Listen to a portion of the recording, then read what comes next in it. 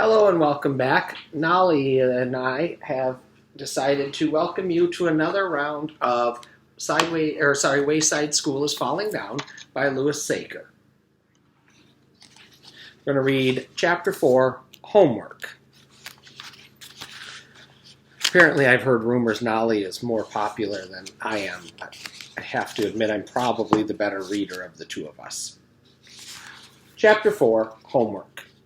Mrs. Jules was teaching the class about fractions and decimals. She explained that 0.5 was the same as 1/2. Mac raised his hand.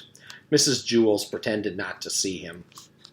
"Ooh, ooh!" Mac groaned as he stretched his hand so high it hurt. Mrs. Jules pretended not to hear him. Jenny raised her hand. "Yes, Jenny," said Mrs. Jules, glad to call on anyone besides Mac. "Mac has his hand raised," said Jenny. Yes, thank you, Jenny," muttered Mrs. Jules. "Yes, Mac, what is it?" "I couldn't find one of my socks this morning," said Mac. "Man, I looked everywhere, in the closet, in the bathroom, in the kitchen, but I just couldn't find it. I asked my mother, but she hadn't seen it either." "That's very interesting, Mac," said Mrs. Jules patiently, "but what does it have to do with decimals?" "Because," said Mac, "I could only find half of my socks." "Oh, right," said Mrs. Jules. "Does anyone else have any questions about decimals? Yes, John?" "Did you look under the bed?" asked John. "That was one of the first places I looked," said Mac, "but it wasn't there." "Did you check the dirty clothes?" asked Ron. "Maybe it was never washed." "I checked," said Mac. "Do you have a dog?" asked Phoebe. "Maybe your dog took it." "No, my dog doesn't wear socks," said Mac. Why didn't you just put on a different sock?" asked Allison, "even if it didn't match?" "I thought of that," said Mac. "But see, if I wore a sock that didn't match, then I'd be left with only one sock of that color for tomorrow. And then if I wore that sock, I'd have to wear a sock that didn't match with it. And so on for the rest of my life. I would never have matching socks again." "Well, be that as it may," said Mrs. Jules, "we really do need to get back to decimals. Yes, Stephen?" "Once I had both my socks on," said Stephen, "but I wasn't wearing any shoes.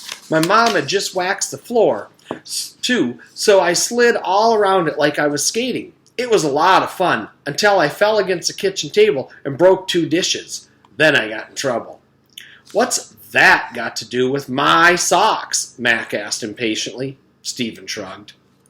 "Did you ever find your sock?" asked Leslie. "Yep," said Mac, "but you'll never guess where it was. In the refrigerator." He held out his arms in bewilderment. "How did it get in there?" No one knew. "See, here it is," said Mac. He climbed on top of his desk so everyone could see his feet. He pointed to his left foot and said, "This is the sock I had from the beginning." He pointed to his right foot and said, "And this is the one I couldn't find." His socks were red with gold lightning bolts down the side. "Ooh, hot socks," said Mauricia. "No, it was cold after being in the refrigerator," said Mac, still standing up on top of his desk. "I made up a song, too, while I was looking for it. You want to hear it?" He sang.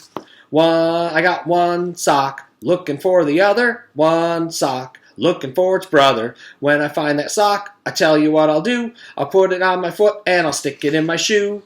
The bell rang for recess. "Since we didn't have time to finish the arithmetic lesson," said Mrs. Jules, "you'll have to do the rest for homework." All the children groaned as they headed outside. After recess was science. Mrs. Jules was teaching the class about dinosaurs. She told the class that there were 2 types of dinosaurs, those that eat meat and those that only ate vegetables. "You mean like broccoli?" asked Rondi. "I don't know if they had broccoli back then," said Mrs. Jules. "Just as there were different kind of animals back then, there were also different kind of vegetables." Mac raised his hand. Mrs. Jules pretended not to see him. "Ooh, ooh," Mac groaned and looked like he was going to explode. Mrs. Jules pretended not to hear him. She called on Myron. "Mac has his hand raised," said Myron. "Thank you, Myron," muttered Mrs. Jules. "Yes, Mac?" "My uncle grew the biggest watermelon you ever saw in your whole life. Man, it was huge. It was so heavy, I couldn't even lift it." "Mac, what does this have to do with dinosaurs?" asked Mrs. Jules.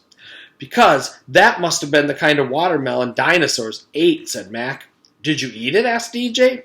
Not all of it, said Mac, shaking his head. Whew, it was too big for me, and I love watermelon. What did it taste like? Asked Mauricia. Delicious, said Mac, but lots of seeds. You shouldn't eat the seeds. Otherwise, a watermelon might grow in your stomach. I once heard about a lady who was so fat everyone thought she was going to have a baby. But she didn't have a baby. She had a watermelon. Was it a boy or a girl? Asked Joy. Everyone laughed. Mrs. Jules never finished her lesson about dinosaurs, so she assigned it for homework. After school, Mac walked home with his girlfriend Nancy. Nancy's class was on the 23rd floor of Wayside School. Mac carried an arithmetic book, his science book, his reading book, his language book, and his spelling book. Nancy didn't have any books. I'll carry your book for you, Mac, she offered. Mac gave Nancy his books. Don't you have any homework, he asked. She shook her head. Man, it's unfair, said Mac. Mrs. Jules assigns more homework than any other teacher in Wayside School. And that is where we will pause on this one, but we'll pick it up with Chapter 5, another story about socks. See you soon.